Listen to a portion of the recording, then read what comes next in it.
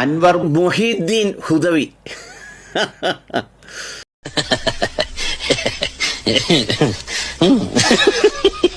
അദ്ദേഹം ഒരു മഹാപണ്ഡിതനാണ്. പണ്ഡിത കേസ്. അസ്സലാമു അലൈക്കും വറഹ്മത്തുള്ളാഹി. പ്രിയപ്പെട്ടവരെ, രണ്ട് ജീവികളുടെ ചിരിയാണ് നമ്മളിവിടെ കണ്ടത്. മനുഷ്യന്മാരൊക്കെ പ്രത്യേകമായൊരു വികാരമുണ്ടായാൽ, അതായത് തമാശയോ മറ്റൊക്കെ തോന്നിയാലാണ് ചിരിക്കാറുള്ളത്. പക്ഷേ ഈ കണ്ട വ്യത്യസ്തമായ രണ്ട് ജീവികൾ എന്തിനാണ് ചിരിക്കുന്നത് എന്ന് അവരോട് തന്നെ ചോദിച്ചു നോക്കാം. ആ ഒരു അവസ്ഥയിലാണ് പടച്ച റബ്ബ് ഇവരെ സൃഷ്ടിച്ചിട്ടുള്ളത്. അതായത് നമുക്ക് കാണുമ്പോൾ ചിരിയാണെന്ന് തോന്നും, പക്ഷേ ചില മഹാരഥന്മാരൊക്കെ പറഞ്ഞതുപോലെ എല്ലാ ചിരിയും സന്തോഷത്തിൻ്റെ അടയാളമല്ല, ചില ചിരികൾ സഹായം തേടുന്ന ശബ്ദമില്ലാത്ത നിലവിളികളാണ് എന്ന് ഏതോ ഒരു മഹാൻ പറഞ്ഞിട്ടുണ്ട്. ഇതേപോലെയുള്ള ചില നിലവിളികളും അസ്വസ്ഥതകളുമാണ് ചിലരുടെ ചിരി എന്ന് പറയുന്നത്. അതിൽപ്പെട്ട രണ്ട് ജീവികളെയാണ് ഞാൻ നിങ്ങൾക്ക് കാണിച്ചു തന്നത്. കാരണം ഒരു മനുഷ്യൻ്റെ പേര് പറയുമ്പോൾ, ഒരാളെ പരിചയപ്പെടുത്തുമ്പോൾ ഇങ്ങനെ വിളിക്കുന്നത് ഒരു നിസ്സഹായതയുടെ നിലവിളിയായിട്ടാണ് നമുക്ക് മനസ്സിലായത്. കാരണം അത്രത്തോളം അൻവർ മുഹിയുദ്ദീൻ ഹുദവി നല്ല വെടിപ്പായിട്ട് ഇയാൾക്ക് കൊടുത്തിട്ടുണ്ട്. അൻവർ മുഹിയുദ്ദീൻ ഹുദവിക്ക് ആശയപരമായിട്ട് മറുപടി കൊടുക്കാൻ ഇയാൾക്ക് കഴിയാതെ വന്നപ്പോൾ ഇയാൾ കണ്ടെത്തിയ ഒരു മഹാതെറ്റ്, അൻവർ മുഹിയുദ്ദീൻ ഹുദവിയോടൊരു മഹാതെറ്റ്, അദ്ദേഹത്തിൻ്റെ ഫേസ്ബുക്കിലെ ഡിസ്ക്രിപ്ഷനിൽ കുറച്ച് സ്പെല്ലിംഗ് മിസ്റ്റേക്കുകളുണ്ട് എന്നാണ് ഇയാൾ പറയുന്നത്. അതായത് കമ്മിറ്റി എന്ന് എഴുതിയപ്പോൾ ടി അവിടുന്ന് ഒരു ടി ഒഴിവാക്കിയിട്ടുണ്ട്, സെക്രട്ടറി എന്ന് എഴുതിയെടുത്ത് ചില അക്ഷരങ്ങൾ ഒഴിവായിട്ടുണ്ട്. അതുപോലെ തൃശ്ശൂർ എന്ന് എഴുതിയപ്പോൾ അതിൽ നിന്ന് പല അക്ഷരങ്ങളും മാറിയിട്ടുണ്ട് എന്നൊക്കെയാണ് പറയുന്നത്. എൻ്റെ പ്രിയപ്പെട്ട അനിലെ, ഒന്നാമത്തെ കാര്യം, ഇത് അദ്ദേഹമല്ല, അദ്ദേഹത്തിൻ്റെ ശിഷ്യന്മാരാണ് അത് ക്രിയേറ്റ് ചെയ്ത് അത് കൈകാര്യം ചെയ്യുന്നത്. രണ്ടാമത്തെ കാര്യം, ദാറുൽ ഹുദയിൽ പഠിക്കുന്ന ഒരു 1ാം ക്ലാസ് പഠിക്കുന്ന കുട്ടികൾക്ക് ഇതിൻ്റെയൊക്കെ സ്പെല്ലിംഗ് അറിയാം. നമ്മൾ ചെറുപ്പത്തിലേ ഉപയോഗിച്ച് വരുന്ന പദങ്ങളാണ്. പക്ഷെ അത് അവിടെ ചില അക്ഷരങ്ങൾ വെട്ടിമാറ്റിയതൊക്കെ ഡിസ്ക്രിപ്ഷനിൽ ചില ലെറ്ററുകൾക്ക് പരിമിതികളുണ്ട്. അതുകൊണ്ടായിരിക്കാം ആ കുട്ടികൾ അങ്ങനെ ചെയ്തിട്ടുള്ളത് എന്ന് മനസ്സിലാക്കാനുള്ള ഒരു സ്വാഭാവികമായ ബുദ്ധി പോലും നിനക്കില്ലാതെ പോയതിൽ അതിയായ ഖേദമുണ്ട്. അറബിയും ഉറുദുവും ഇംഗ്ലീഷൊക്കെ പച്ചവെള്ളം പോലെ കൈകാര്യം ചെയ്യുന്ന ഒരു ഹുദവി പണ്ഡിതൻ, അദ്ദേഹത്തിന് ആ കമ്മിറ്റിയിലെ ടി വിട്ടുപോയത് അദ്ദേഹം അറിയാതെ ചെയ്തതാണ് എന്ന് ധരിച്ച നിങ്ങളുടെ മൂഢത്തരമാണ് നിങ്ങൾ തന്നെ പൊതുസമൂഹത്തിൽ വെളിവാക്കിയിരിക്കുന്നത്. കാരണം ലെറ്റർ പരിമിതികൾ ഉണ്ടാകുമ്പോൾ ചിലത് ചുരുക്കിയേക്കും. പിന്നെ സ്ഥലപ്പേരുകളൊക്കെ ഫോണറ്റിക്കായിട്ടും സ്റ്റൈലൈസ്ഡ് സ്പെല്ലിംഗ് ആയിട്ടൊക്കെ എഴുതാറുണ്ട്. നമ്മൾ കോഴിക്കോട് എന്ന് എഴുതും, കാലിക്കറ്റ് എന്ന് എഴുതും, ആലപ്പുഴ എന്ന് എഴുതും, ആലപ്പി എന്ന് എഴുതും. അതുപോലെ പണ്ട് മാനന്തവാടി എന്നതൊക്കെ പണ്ട് ഉപയോഗിച്ചിരുന്നത് മാനന്തൊടി എന്നായിരുന്നു. ഇങ്ങനെ പല ഫോണറ്റിക്കായിട്ടും മറ്റൊക്കെ എഴുതാറുണ്ട് സ്ഥലപ്പേരുകളൊക്കെ. ഇതിനെക്കുറിച്ചൊന്നും പ്രാഥമികമായ വിവരം പോലും ഇല്ലാത്ത താനാണോ ഒരു വലിയ പണ്ഡിതനെ വിമർശിക്കാൻ നിൽക്കുന്നത്? നാണാവില്ല നിനക്കൊക്കെ? എന്തൊരു വിഡ്ഢിത്തമാണ്, എന്തൊരു മൂഢത്തരമാണ് ചെയ്യുന്നത്. അദ്ദേഹം പറഞ്ഞ ആശയപരമായ കാര്യങ്ങൾക്ക് ആശയപരമായിട്ട് മറുപടി പറയാൻ നിങ്ങളുടെ കയ്യിലൊന്നും ഒരു മരുന്നുമില്ല എന്നല്ലേ ഇതിൽ നിന്ന് മനസ്സിലാകുന്നത്? അല്ലേ? നിങ്ങൾ സയ്യിദുൽ ഉലമയെ വിമർശിക്കുകയും മഹാന്മാരായ പണ്ഡിതന്മാരെ വിമർശിക്കുകയും ചെയ്യുന്നത് എന്തിൻ്റെ അടിസ്ഥാനത്തിലാണ്? നിങ്ങളൊരു കാര്യം ചെയ്യണം. സമസ്തയുടെ നയങ്ങളും നിലപാടുകളും പറയുന്ന ഗ്രന്ഥങ്ങൾ പുറത്തിറങ്ങിയിട്ടുണ്ട്. സ്വാദിഖ് ഫൈസി താന്നൂരിൻ്റെയും മറ്റുമൊക്കെ ഗ്രന്ഥങ്ങൾ ഇഷ്ടം പോലെ പുറത്തിറങ്ങിയിട്ടുണ്ട്. അതൊന്ന് വായിച്ചിട്ട് സമസ്തയുടെ നയം എന്താണെന്ന് പഠിക്കണം അനിൽ മുഹമ്മദെ. അത് പഠിച്ചിട്ട് ആ നയം എങ്ങനെയാണ് പറയേണ്ടത്, എങ്ങനെ അത് പറയും പണ്ഡിതന്മാർ, ആ സമസ്തയുടെ പണ്ഡിതന്മാർ എങ്ങനെയാണ് ആ നയനിലപാടുകൾ കൈകാര്യം ചെയ്യുന്നത് എന്നതിനെക്കുറിച്ചൊക്കെ ഒരു ധാരണ വരുത്തുക. എന്നിട്ട് വേണം അതിനെ വിമർശിക്കാൻ ഇറങ്ങാൻ. മനസ്സിലായോ? അഹ്ലുസ് സുന്നത്ത് വൽ ജമാഅത്തിൻ്റെ നയനിലപാടുകൾ പറയുമ്പോൾ അതിനെക്കുറിച്ച് യാതൊരു ധാരണയുമില്ലാതെ, സമസ്തയെക്കുറിച്ച് യാതൊരു ധാരണയുമില്ലാതെ, അതിൻ്റെ നയങ്ങളെയും നിലപാടുകളെയും കുറിച്ച് യാതൊരു പിടുത്തവുമില്ലാത്ത ഒരുത്തം വന്നിട്ട് വിമർശിക്കുമ്പോൾ അതിലെ പണ്ഡിതന്മാർ കൃത്യമായിട്ട് അക്കമിട്ടിട്ട് തേച്ചൊട്ടിച്ച് മറുപടി പറയുമ്പോൾ അതിന് അക്ഷരത്തെറ്റുകൊണ്ട് മറുപടി പറയാൻ വരുന്ന നിങ്ങളുടെ യോഗ്യതയാണ് ഞാൻ ആലോചിച്ച് നോക്കുന്നത്.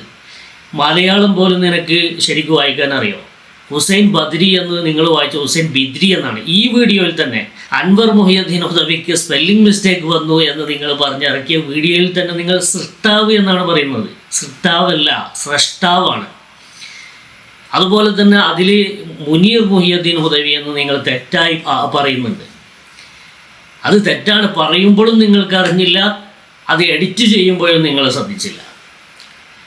ഇങ്ങനെ ഒരു പേജ് മലയാളം ഞാൻ വെല്ലുവിളിക്കുകയാണ്, ഞാൻ തരുന്ന ഒരു പേജ് മലയാളം തെറ്റില്ലാതെ ഒരാവർത്തി വായിക്കാൻ അനിൽ മുഹമ്മദിന് സാധിക്കുമോ?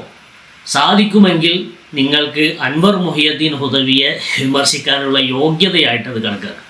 ഒരൊറ്റ പേജ് മലയാളം നോക്കി വായിക്കാൻ അറിയാത്ത അനിൽ മുഹമ്മദാണ് ഈ അൻവർ മുഹിയുദ്ദീൻ ഹുദവിയെ സ്പെല്ലിംഗ് മിസ്റ്റേക്കിൻ്റെ പേരിൽ വിമർശിക്കാൻ വരുന്നത്. വേറെ ഒന്നും കണ്ടെത്തില്ല മൂപ്പര്.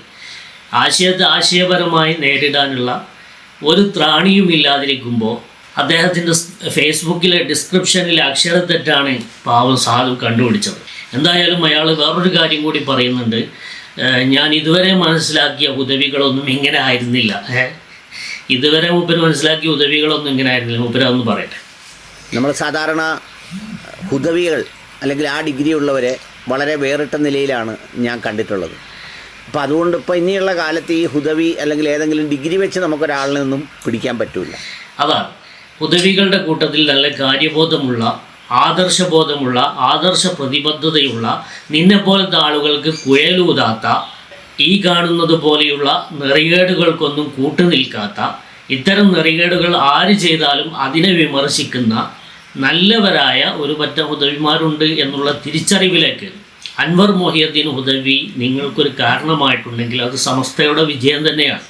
ആ അൻവർ മുഹിയുദ്ദീൻ ഹുദവിയാണ് അന്താരാഷ്ട്ര സമ്മേളനത്തിൽ, സമസ്തയുടെ അന്താരാഷ്ട്ര സമ്മേളനത്തിൽ വിദേശ പ്രതിനിധികളെ ക്ഷണിക്കുകയും ആ വിദേശ പ്രതിനിധികളെ സംബന്ധിച്ച് ആ ജനസഞ്ചയത്തിന് അനൗൺസ്മെൻറ്റ് ചെയ്യുകയും അവരെ പരിചയപ്പെടുത്തുകയും അതും വ്യത്യസ്തങ്ങളായ ഭാഷയിൽ, ഇംഗ്ലീഷിൽ, അതുപോലെ തന്നെ അറബിയിൽ, മലയാളത്തിൽ, ഇങ്ങനെ ശുദ്ധമായ ഭാഷാ നൈപുണ്യത്തോടുകൂടെ വിദേശ പ്രതിനിധികളെ സ്വാഗതം ചെയ്ത അദ്ദേഹത്തിൻ്റെ അനൗൺസ്മെൻ്റൊക്കെ നിങ്ങളൊന്ന് പോയി കേൾക്കുക.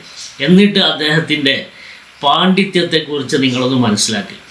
ഇതാണ് സമസ്ത കേരള ജമിയത്തുൽ ഉലമ സ്വപ്നം കണ്ട ഹുദവി പണ്ഡിതന്മാരെന്ന് പറയുന്നത്. സമസ്ത കേരള ജമിയത്തുൽ ഉലമയുടെ മഹാന്മാരായ പണ്ഡിതന്മാർ, സ്വപ്നം കണ്ട ഹുദവി പണ്ഡിതന്മാർ, അവർ പ്രതീക്ഷിച്ച ഹുദവി പണ്ഡിതന്മാർ, അത് ഈ അൻവർ മുഹിയുദ്ദീൻ ഹുദവിയെ പോലുള്ള പണ്ഡിതന്മാരെയാണ്. ആദർശ പ്രതിബദ്ധതയുള്ള, ആദർശബോധമുള്ള, സമസ്തയോട് ചേർന്ന് നിൽക്കുന്ന, സ്വന്തം പ്രസ്ഥാനത്തെ മാതൃസംഘടനയെ നെഞ്ചോട് ചേർത്ത് വെക്കുന്ന ഈ ഹുദവികളാണ് നിന്നെപ്പോലുള്ള ആളുകളുടെ ഏഴാം കൂലികളുടെ തലവേദന എന്ന് മനസ്സിലാക്കുമ്പോഴാണ് നിനക്കുണ്ടാകുന്ന ഈ അസ്വസ്ഥതകൾക്ക് കാരണം. അതുകൊണ്ട് തന്നെ സയ്യിദുൽ ഉലമയെ പോലുള്ള ഞങ്ങളുടെ നേതാക്കളെ വിമർശിച്ചാൽ, സമസ്തയുടെ നയം പോലും പഠിക്കാതെ ആ സയ്യിദുൽ ഉലമയെ പോലുള്ള പണ്ഡിതന്മാരെ വിമർശിച്ചു കഴിഞ്ഞാൽ ഇതുപോലുള്ള ഹുദവികളും ഇനി നിങ്ങൾക്ക് മറുപടി തരും എന്ന തിരിച്ചറിവ് നിങ്ങൾക്ക് ഉണ്ടാക്കി തന്ന അൻവർ മുഹിയുദ്ദീൻ ഹുദവിയെ ഞാൻ അപ്രിഷ്യേറ്റ് ചെയ്യുകയാണ്. അദ്ദേഹത്തിന് അള്ളാഹു ആഫിയത്തുള്ള ദീർഘായുസ്സ് നൽകി അനുഗ്രഹിക്കട്ടെ. പിന്നെ ഇയാൾ എപ്പോഴും പറയുന്ന ഒരു കാര്യമാണ്, ഞാൻ സംഘടനാരഹിത മുസ്ലിമാണ്, സംഘടനാരഹിത മുസ്ലിമാണ്. അതൊരു സൗകര്യമാണ്, അതൊരു വീമ്പ് പറയേണ്ട, അല്ലെങ്കിൽ അതൊരു ക്രെഡിറ്റായിട്ട് ഇയാൾ കൊണ്ടു നടക്കുകയാണ്. സത്യത്തിൽ അങ്ങനെയല്ല. സംഘടനാരഹിത മുസ്ലിം എന്ന് പറയുന്നത് എല്ലാത്തിൽ നിന്നും ഒളിച്ചോടാനുള്ള ഒരു മാർഗമാണ്. കാരണം ഒരു മുസ്ലിമിന് സംഘടന എന്ന് പറയുന്നത് ചില ചട്ടക്കൂടുകളാണ്. കണ്ടോ, ഈ കാണുന്ന ആളാണ് സമസ്ത കേരള ജമിയത്തുൽ ഉലമയുടെ പണ്ഡിതന്മാരെ വിമർശിക്കാൻ, അവരെ ഉപദേശിക്കാൻ നടക്കുന്നത്. അപ്പോൾ ഇങ്ങനെ വരുമ്പോൾ ഇതൊക്കെ നടത്തണമെങ്കിൽ ഇവനക്ക് സംഘടന എന്നുള്ള ചട്ടക്കൂടിൻ്റെ ഉള്ളിൽ നിന്നും നടക്കില്ല. കാരണം ആളുകൾ വിമർശിക്കും, പുറത്താക്കലുകളും മറ്റൊക്കെ ഉണ്ടാകും, നിയമ നടപടികൾ ഉണ്ടാകും. അപ്പോൾ ഇതിനൊക്കെ സൗകര്യം എന്താണ്? സംഘടനൻ്റെ പുറത്ത് നിൽക്കുകയാണ്. ഒരു സംഘടനൻ്റെ അകത്ത് നിന്ന് കഴിഞ്ഞാൽ അത് ചില പരിമിതികളാണ്, ചട്ടക്കൂടുകളാണ്. അതായത് പരസ്യമായിട്ട് ഇസ്ലാമികമായ കാര്യങ്ങളെ മറ്റൊന്നും ലംഘിച്ചുകൊണ്ട് മുന്നോട്ട് പോകാൻ കഴിയില്ല. ഒരു മുസ്ലിമായി, ശരിയായ മുസ്ലിമായി, ഒരു പ്രാക്ടീസ് മുസ്ലിമായി ജീവിക്കേണ്ടി വരും. അപ്പോൾ സംഘടനയിൽ പുറത്ത് നിൽക്കുമ്പോൾ എന്ത് തോന്നിയാസവും ചെയ്യാം, ആരും ചോദ്യം ചെയ്യാനൊന്നും വരില്ല. അതൊരു സൗകര്യമാണ്. അതിനാണ് ഇയാൾ സംഘടനാരഹിത മുസ്ലിമാണ്, ഞാൻ സംഘടനാരഹിത മുസ്ലിമാണ് എന്ന് പറഞ്ഞ് നടക്കുന്നത്. അതൊരു സൗകര്യമാണ്, കുറച്ച് സൗകര്യമാണ്. ഒരു മുസ്ലിം, ഞാൻ സർവ്വമത സത്യവാദിയാണ്, അങ്ങനെ പറഞ്ഞു കഴിഞ്ഞാൽ കുറച്ചും കൂടി സൗകര്യമാണ്. ഇനി അതിനേക്കാൾ കുറച്ചും കൂടി സൗകര്യമുണ്ട്, ഞാൻ ഒരു മതത്തിനെയും അംഗീകരിക്കുന്നില്ല, ഞാനൊരു യുക്തിവാദിയാണ് എന്ന് നീ പ്രഖ്യാപിക്കുകയാണെങ്കിൽ ആ നിലക്ക് നിന്നെ കാണുള്ളൂ. അപ്പോൾ നിനക്ക് കുറച്ചും കൂടി വൈഡായി, നിനക്ക് കുറച്ചും കൂടി സൗകര്യമാണ്. ആ നിലക്ക് നീങ്ങിയാൽ മതി. അപ്പോൾ ഹറാമായ കാര്യങ്ങളും തോന്നിവാസങ്ങളും കള്ള് പെണ്ണ് കാര്യങ്ങളൊക്കെ ചെയ്യുമ്പോൾ ആരും വിമർശിക്കാനും വരില്ല. അവ നല്ല സ്വതന്ത്രമായിട്ട് നിനക്ക് നടക്കാം. അപ്പോൾ ഇതൊക്കെയാണ് സംഘടനാരഹിത മുസ്ലിം എന്ന് പറയുന്നതിന് പിന്നിലുള്ള ചേതോവികാരം. അത് എല്ലാവർക്കും മനസ്സിലാവുന്ന ഒരു കാര്യമാണ്. അപ്പോൾ അൻവർ മുഹിയുദ്ദീൻ ഹുദവിയെ പോലുള്ള പണ്ഡിതന്മാരെ എന്നല്ല, അദ്ദേഹത്തിൻ്റെ കോളേജിൽ പഠിക്കുന്ന ഹുദവി കോഴ്സിലെ 1-ാം ക്ലാസ്സിലെ വിദ്യാർത്ഥികളോട് പോലും ഇംഗ്ലീഷ് ഭാഷയിൽ എന്നല്ല മലയാള ഭാഷയിൽ പോലും ഒന്ന് നേരിടാൻ, ഒരു പദപ്പയറ്റ് നടത്താൻ പോലും നിനക്കൊന്നും യോഗ്യതയില്ല. അത്രയും അപ്ഡേറ്റാണ് ഇപ്പോഴത്തെ മൂല്യന്മാരെന്ന് പറഞ്ഞാൽ, ഇപ്പോഴത്തെ മൂല്യരുട്ടികളെന്ന് പറഞ്ഞാൽ. ഇനി ആ ഹുദവി കോഴ്സിൽ 1-ാം ക്ലാസ്സിലെ കുട്ടികൾ വേണ്ട, ഞങ്ങളുടെ പള്ളി ദർസിൽ പഠിക്കുന്ന 1-ാം ക്ലാസ് പഠിക്കുന്ന ഒരു കുട്ടിയോട് ഇംഗ്ലീഷ് ഭാഷയിൽ പദപ്പയറ്റ് നടത്താൻ നിനക്ക് ധൈര്യമുണ്ടോ? അവർ മതം മാത്രമല്ല പഠിക്കുന്നത്, അതിനോടൊപ്പം നല്ല ഭൗതിക വിദ്യാഭ്യാസം കൂടിയാണ് പഠിക്കുന്നത്. അതുകൊണ്ട് നിന്നെപ്പോലത്തെ ഉടായ്പൊന്നും ഇനി നടക്കില്ല. ആദ്യം മലയാള ഭാഷ നന്നായിട്ടൊന്ന് പഠിക്കുക, ഏതെങ്കിലും ഒരു ഭാഷ എങ്കിലും നന്നായിട്ട് പഠിക്കുക, എന്നിട്ട് മറ്റുള്ളവരെ വിമർശിക്കാൻ വേണ്ടി ശ്രമിക്കുക കേട്ടോ. അസ്സലാമു അലൈക്കും വറഹ്മത്തുള്ളാഹി.